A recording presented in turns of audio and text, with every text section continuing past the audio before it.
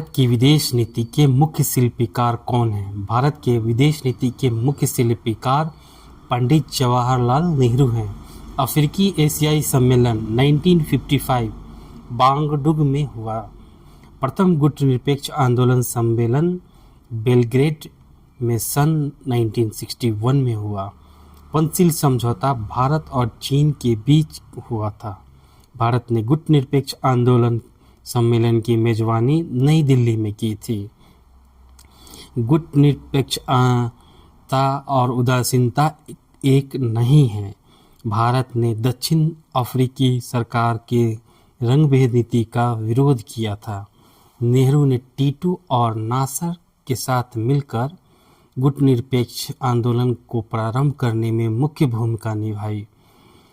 शीत युद्ध के बाद के समय में अंतर्राष्ट्रीय संबंध द्विध्रुवीय प्रारूप पर आधारित नहीं है। कश्मीर मसला भारत की विदेश नीति के लिए 1990 में सबसे बड़ी समस्या बन गया। शीत युद्ध के बाद भारत की विदेश नीति अरब देशों को नकारना और इजराइल को स्वीकारना नहीं चाहती है। भारत आतंक विरोधी देशों का एक दल बनाने के लिए प्रयासरत है। भारत सदैव परमाणु हथियार रहित संसार का समर्थन करता है।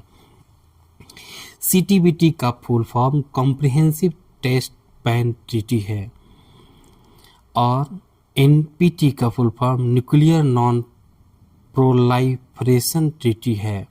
भारतीय सैनिक के साथ प्रथम शांति सेना भेजी गई थी सिनाई में। कांगो को विघटन से बचाने में भारत की भूमिका महत्वपूर्ण थी। शांति कायम रखने में भारत द्वारा किए गए योगदान सैनिक और असैनिक कर्मचारी हैं। सुरक्षा परिषद का अस्थायी सदस्य भारत नहीं है और वैश्वीकरण एक सत्यता है। विश्व परमाणु हथियारों से रहित हो, भारत की ऐसी कल्पना है। भारतीय सैनिकों की प्रथम शांति सेना कहाँ भेजी गई थी? सिनाई में। भारत ने परमाणु निशस्त्रीकरण पर हस्ताक्षर 14 जनवरी 1993 को किया।